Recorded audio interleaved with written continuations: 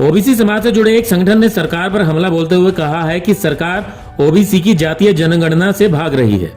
इसके साथ ही उन्होंने मांग की है कि प्रदेश में जातीय जनगणना होनी चाहिए। हिसार में पत्रकारों से बातचीत करते हुए ओबीसी समाज के संगठन एफएसके गर्जना सेना हरियाणा के राष्ट्रीय अध्यक्ष हनुमान वर्मा ने कहा कि 17 फरवरी को ओबीसी समाज रोहतक में गर्जना रैली करेगा। इसके लिए सामाजिक जागरूकता यात्रा निकाली जाएगी। इस यात्रा की शुरुआत 26 नवंबर को दीप प्रज्वलित करके महम से की जाएगी। यह यात्रा हिसार, सोनभद्र, भिवानी, रोहतक लोकसभा सीट को कवर करेगी। यात्रा को लेकर 31 सदस्यीय कमेटी बना दी गई है। आज का जो विषय है 26 नवंबर को महम की धरा से एफएसए के सामाजिक न्याय और जन जागरण अभियान के तहत जब संविधान की शपथ लेके उस दिन दीप प्रज्वलित करके महम 24/4 से जन जागरण अभियान हम महम से शुरू करने जा रहे हैं। ये अभियान महम से मदीना होता हुआ उसके बाद रोहतक में बाबा साहब भीमराव अंबेडकर चौक पे, उसके बाद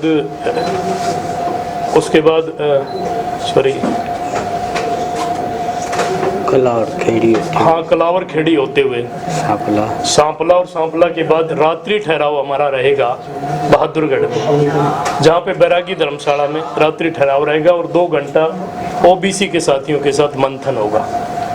ये अभियान 7 मुद्दों को लेकर किया जा रहा है। जातीय जनगणना सबसे जरूरी विषय पहला हमारा कि जातीय जनगणना होनी चाहिए।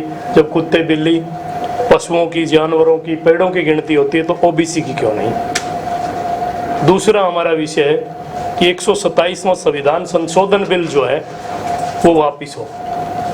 और तीसरा हमारा क्रीमी लेयर जो हरियाणा प्रदेश में हरियाणा सरकार ने केंद्र से अलग लगा रखा है, वो 2016 की जो टर्म एंड कंडीशन है उस पे हो। चौथा हमारा मुद्दा है जी रोहिणी आयोग, श्रेणी विभाजन पूरे देश में हो, वो केंद्र में भी लागू हो, पूरे देश में भी लागू हो। पांचवा हमारा विषय है 27% आरक्षण प्रथम और द्वितीय क्लास में पूरा किया जाए। छठा हमारा विषय है जब 33% जो आरक्षण है महिला आरक्षण बिल उसमें ओबीसी का भी कोटा हो। और सातवां हमारा विषय है कि जिन लोगों की अति पिछड़ों की संख्या 32% हरियाणा प्रदेश में है, आज तक रिकॉर्ड की बात है कि कोई लोकसभा उन्हें नहीं मिली, तो जो हमारा हक बनता है 3 लोकसभा और 25 विधानसभा अति पिछड़ों को मिले। और आखिरी जो हमारा 8वां ये है कि प्राइवेट सेक्टर में भी ओबीसी का आरक्षण लागू हो। इस विषय को लेके ये जन जागरण अभियान हम 26 नवंबर से शुरू कर रहे हैं और इसका आरंभ 26 नवंबर से होगा और 17 फरवरी को एफएसए के सामाजिक न्याय गर्जना सेना ओबीसी अति पिछड़ा की एक रैली 17 फरवरी को रोहतक की धरा पे करने जा रही है। इसी विषय को लेके आज की एपीसी करें। बाकी आप लोग पूछिए। इस रैली के लिए रोहतक को चुना गया, कोई विशेष कारण? एक्चुअल में जहां से सत्ता परिवर्तन की कहीं लहर चलती है, पहली बात तो ये है कि जिन लोगों ने हमारे हक खाए हैं, जो नरेंद्र मोदी एक बात बोलता है कि मैं ओबीसी का हूं और जातीय जनगणना की बात जब चलती है तो एक बात कहते हैं कि हिंदुत्व खतरे में पड़ जाएगा। तो कौन सा हिंदुत्व? मैं तो आपके माध्यम से मोदी जी से पूछना चाहता हूं कि हिंदू आप किसको मानते हैं? अगर रियल में हिंदू की बात करें तो एससी बीसी सबसे पहले मूल निवासी जो इस देश का वो हिंदू है, पर हमें हिंदू कहाँ माना जाता है? बैकवर्ड सिर्फ एक चीज के लिए है कि जब मंदिर का निर्माण हो तो फिर बैकवर्ड के लोग उसका निर्माण करते हैं और उसमें मजदूरी काम करने का काम कोई करता है तो एससी के लोग करते हैं। और जब वो उसमें मूर्ति रखी जाती है उसके बाद ये हमें मंदिरों में घुसने तक नहीं देते, फिर हम कौन से हिंदू हैं? अगर रियल में कोई हिंदू है और अगर मोदी बैकवर्ड है तो फिर हमें 33% महिला आरक्षण बिल है उसमें ओबीसी का कोटा क्यों नहीं डाला? अगर मोदी बैकवर्ड है तो मोदी जी को एक चीज जरूर चाहिए थी कि ये 127वां संविधान संशोधन बिल है जिसमें सीधा एक कानून बना दिया गया कि अब आयोग की कोई आवश्यकता नहीं है। अब तो सीधा है, जो मुख्यमंत्री बनेगा वो अपनी जाति को ओबीसी में शामिल कर देगा। अगर मोदी ओबीसी हैं तो मोदी जी को चाहिए था कि जातीय जनगणना से भागना नहीं चाहिए था।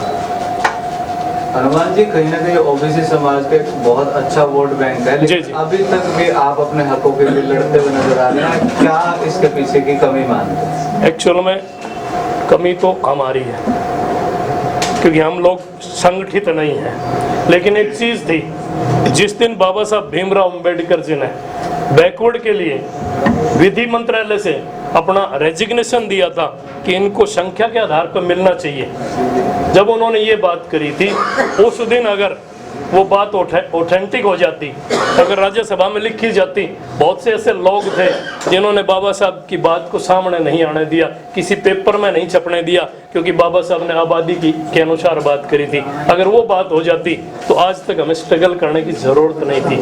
हम अति पिछड़ा वर्ग के लोग 32% हरियाणा प्रदेश में, और आज तो हम माननीय नीतीश कुमार जी का आभार प्रकट करते हैं कि उन्होंने जातीय जनगणना करी और ये बता दिया कि 63% ओबीसी है, जिसमें 42% अति पिछड़ा है। वो तो सामने अब 75% अभी उन्होंने कर दिया, जिसमें 25% BCA को दिया गया है। तो ये तो सामने आ गया कि अब वो 63% वहां पे हुआ।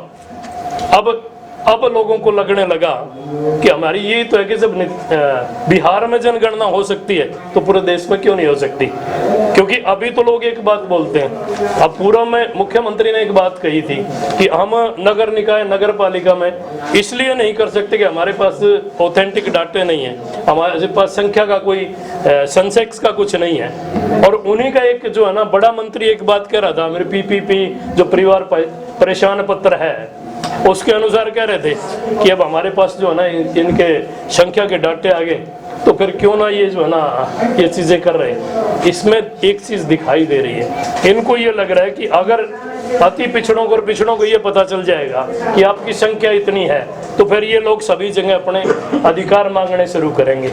ये डर इन लोगों को लगता है, क्योंकि 3% लोग, यहाँ 32% लोगों को कुछ नहीं मिल रहा और वहाँ 3% लोगों के 4 सांसद बनते हैं। ये बड़ी बात है। हरियाणा सरकार ने पिछड़ा वर्ग पंचायतों में और उससे पिछड़ा वर्ग कितना संतुष्ट है? नहीं 8%। जी बात है, 1-1.5 साल पहले की बात है, डिप्टी स्पीकर ने कहा था कि क्रीमी लेयर है सेंटर में तो जरूरी है, हरियाणा में तो मजबूत है, यहाँ से अनाज वोट है। आपकी बात वाजिब है कि उन्होंने 8% दिया, जिनकी संख्या 42% हो और उनको 8% देना, ये सरपंच और इनमें वैसे ही 8% तो अति पिछड़ों के बन रहे थे। कौन सा बड़ा तीर चला दिया इन्होंने? तो हमारे बीच लड़ाई कराई थी SC A और B के बीच, BCA और B के बीच। 16-11% क्यों नहीं करे? 16 और 11 के एवज में 27 क्यों नहीं कर रहे हैं? जब इनको कुछ देना था। डिप्टी स्पीकर तो मोरा है इस मुख्यमंत्री का, वो मुख्यमंत्री कुछ कह दे, वो तो 1 मिनट में जो है ना अपनी सीट छोड़ के नीचे आ जाते हैं और फिर यूं कहते हैं, मैंने तो सुना था उनका कि वैसे तो मेरा बनता नहीं कि मैं जो है ना यहाँ नहीं बोल सकता MLA लॉबी में आके, लेकिन मुख्यमंत्री ने एक बढ़िया चीज कर दी इसलिए नीचे आ गया। मैंने तो उस दिन भी पूछा था कि डिप्टी स्पीकर महोदय ये तो बता दें कि आपको कौन सा प्रेशर था जिसके तहत आप नीचे आए और आपको ये बात बोलनी पड़ी। अगर आप BCA से आते हैं, कभी आप BCA की भलाई की बात क्यों नहीं करते? क्यों नहीं कहते कि 3 टिकटें जो है ना अब बीजेपी अति पिछड़ों को लोकसभा की देगी, 25 सीटें अब अति पिछड़ों को लोकसभा इसकी विधानसभा की देंगी? क्यों नहीं बोलते ये बात? कभी भी उनके मुंह से ऐसी चीजें नहीं आती। ब्यूरो रिपोर्ट, नई ताजा न्यूज, हिसार।